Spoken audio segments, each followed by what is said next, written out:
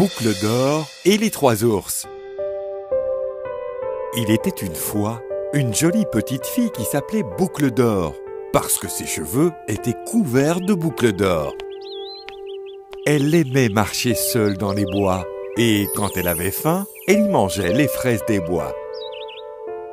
Et quand elle était fatiguée, elle dormait sur la mousse sèche. Trois ours vivaient dans les bois. Le père ours, qui était grand et avait une voix grave. La mère ours, plus petite et plus ronde, avec une voix médiane et profonde. Et un ourson, qui était comme une boule de poils et qui avait une voix grinçante. Parce qu'ils étaient tous de tailles si différentes, chacun d'eux avait sa propre chaise, son propre lit et son propre bol de bouillie. Tous les soirs, la mère ours mettait la bouillie à tremper dans la casserole du four. Et chaque matin, elle la faisait bouillir et la versait dans les trois bols pour le petit déjeuner des ours. Le matin où cette histoire s'est produite, le soleil brillait à la fenêtre et les oiseaux chantaient dehors. Et le père ours et le bébé ours s'éclaboussaient dans le ruisseau, derrière la maison, faisant leur toilette matinale. La maman ours leur dit que le petit déjeuner était prêt. Puis, ils s'assirent devant leur bol de bouillie chaude et fumante. « Oh, mon porridge est trop chaud !» s'exclama le père ours d'une voix grave et bourrue. « Oh, mon porridge est trop chaud !» La maman ours dit d'une voix plus douce. « Oh, mon porridge est trop chaud !» dit l'ourson d'une voix grinçante. Ils décidèrent tous de sortir se promener jusqu'à ce que leur bouillie ait refroidi. À peine ont-ils quitté leur chalet que Boucle d'or est arrivée. Elle avait faim et était fatiguée parce qu'elle marchait depuis longtemps et elle décida de s'arrêter un moment à cet étrange petit chalet. Elle regarda par la fenêtre et vit une table en bois bien récurée avec 3 bols de bouillie disposés dessus et autour 3 chaises sur lesquelles elle pouvait s'asseoir. « Il y a quelqu'un ?» Elle cria, mais personne ne lui répondit. Les ours avaient laissé la porte entr'ouverte. Alors Boucle d'or entra par la porte dans le salon des ours. Comme il n'y avait personne, elle prit place sur la chaise du père ours pour se reposer. Mais celle-ci était trop grande pour elle, et ses pieds ne pouvaient même pas atteindre le sol. Elle grimpa donc sur la chaise de la maman ours et se tortilla autour pour se mettre à l'aise. Finalement, elle décida qu'il était trop grand pour elle aussi, et elle sauta et s'assit sur la chaise de l'ourson, qui se brisa, car elle était trop petite. Boucle d'or se remit à marcher autour de la table, et l'odeur du porridge la rendit affamée. Elle trempa une cuillère dans le bol du père ours, mais le porridge était trop chaud, alors elle le laissa tomber à nouveau. Puis, elle a goûté dans le bol de la maman ours, mais il était trop froid. Le porridge dans le bol de l'ourson était parfait, et Boucle d'or mangea tout. Maintenant, elle somnolait de sommeil, et elle vit un grand lit dans la chambre d'à côté, et décida de se reposer un peu avant de rentrer chez elle. Alors elle monta dans le lit du père ours. Mais quand elle s'y coucha, il était si grand qu'elle se sentait si inconfortable. Elle est donc descendue rapidement et alla s'allonger dans le lit de la maman ours. Mais celui-ci était si doux qu'elle se sentait toujours mal à l'aise. Alors, elle sortit de là rapidement. Puis, elle essaya le lit de bébé ourson, qui était si confortable qu'elle tomba immédiatement dans un sommeil profond. Peu après, les 3 ours revinrent. « Quelqu'un a mangé mon porridge !» Le père ours tonnit quand il vit la cuillère en bois dedans. « Quelqu'un a mangé mon porridge !» La maman ours cria en voyant son bol. «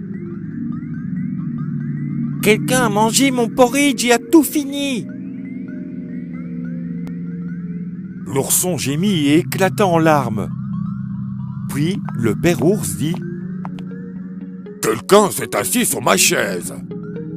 Et la maman ours dit Quelqu'un s'est assis sur ma chaise aussi. Et l'ourson grinça.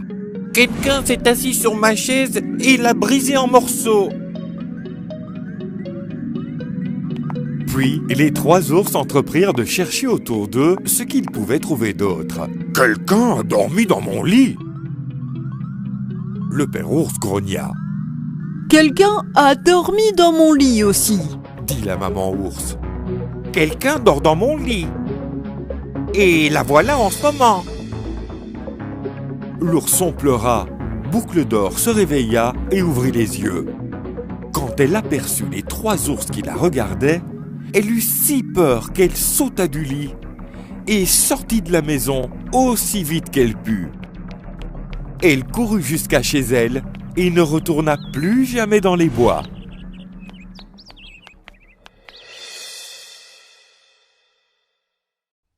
Les plans des animaux.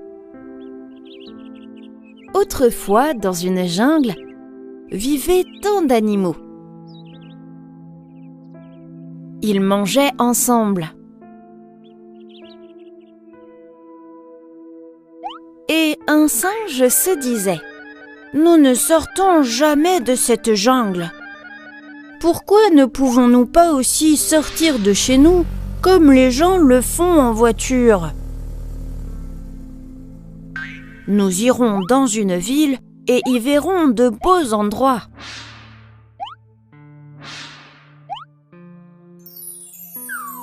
Et il a fait part de ses pensées à tous les autres animaux. Tout le monde appréciait cette idée, mais la question était de savoir comment partager cette idée avec le lion, car c'est lui qui devait leur donner la permission d'aller en ville.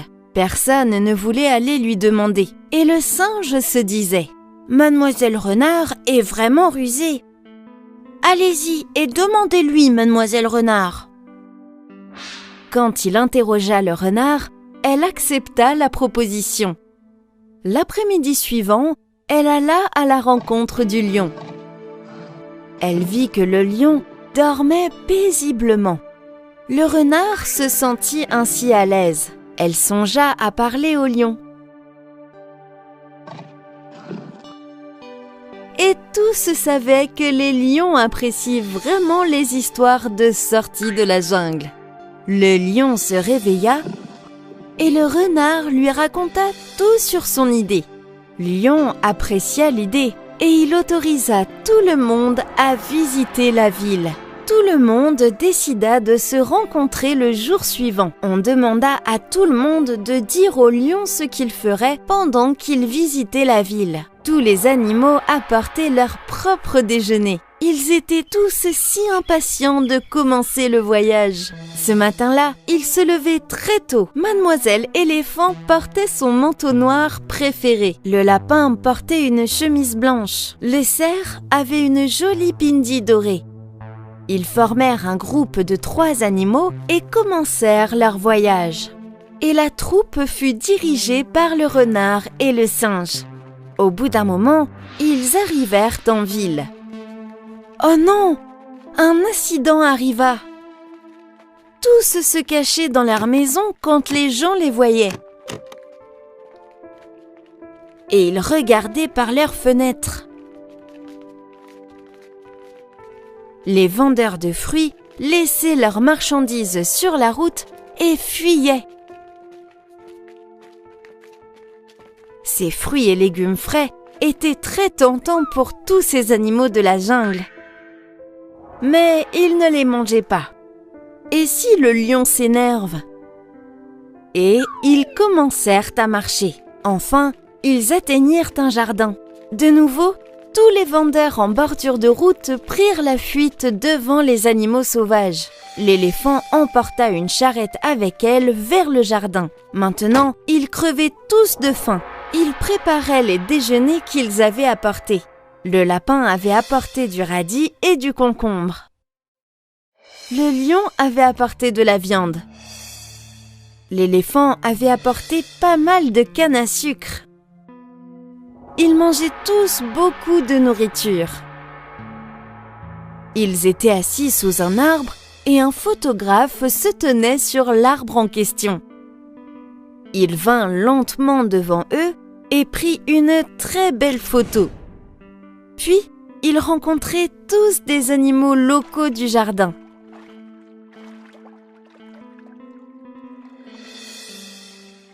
Là, ils aperçurent un beau train et ils s'assirent tous dans le train.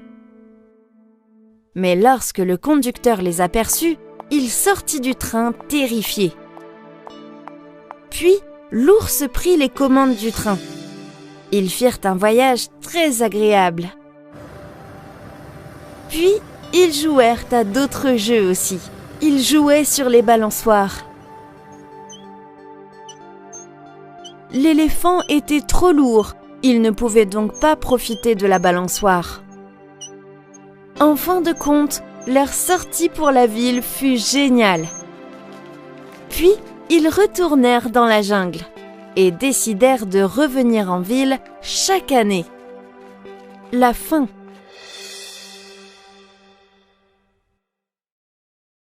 Les bonnes actions payent toujours. Il y a 100 ans, à Rome, il y avait un esclave. Il se nommait Androcliche. Son patron était très cruel. Il avait pour habitude de donner beaucoup de travail à son esclave, comme couper du bois, aller chercher de l'eau, travailler tout le temps. S'il faisait une erreur, son patron le tabassait sévèrement. Un jour, il a été battu pour avoir commis une insignifiante erreur. Il a été tellement battu qu'il s'est mis à pleurer, puis il s'est enfui. Son patron ignorait où il s'était enfui.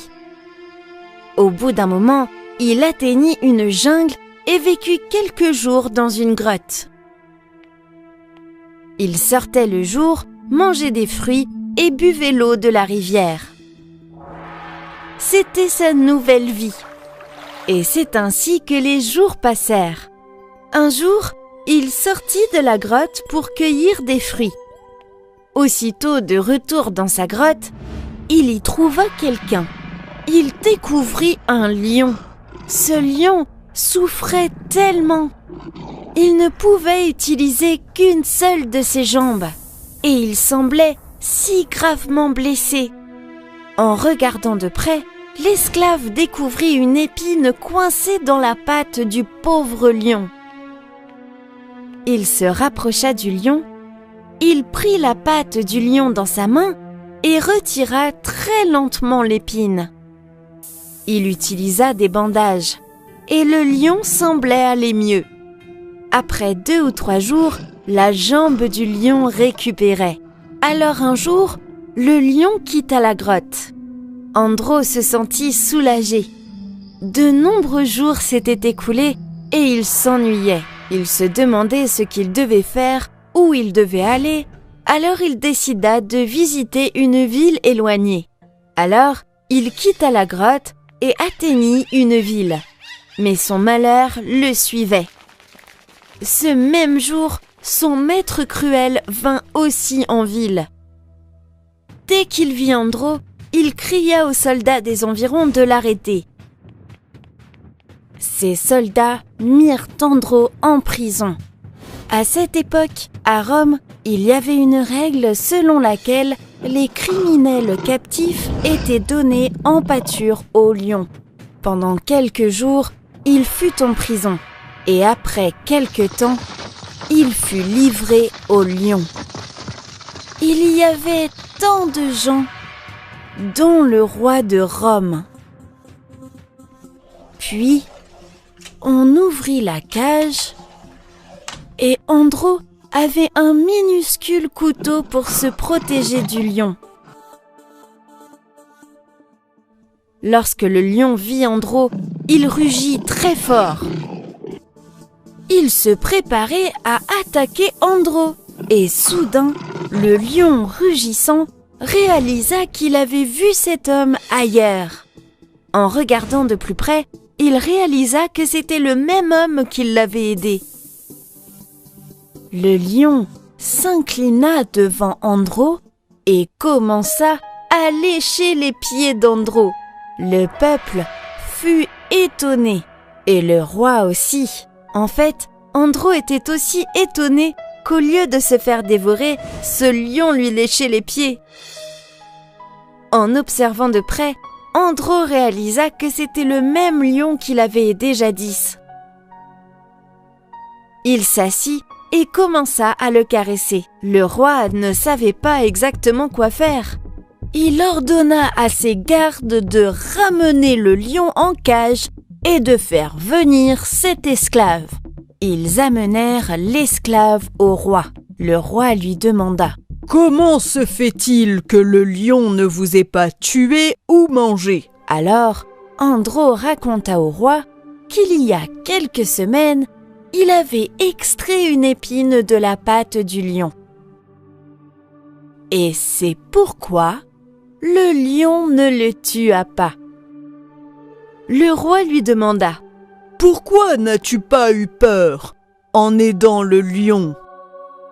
Andro répondit: « Pourquoi aurais-je eu peur ? Ce lion ne peut être aussi méchant que mon maître l'était. » Après l'avoir écouté, le roi fut tellement touché et il apprécia Andro qu'il déclara dorénavant qu'Andro ne serait plus l'esclave de quiconque. Andro reçut une énorme récompense et son cruel maître fut arrêté et condamné à 2 ans de prison. Donc, mes chers amis, la morale de l'histoire est de traiter les autres comme vous voudriez être traités, avec gentillesse et serviabilité.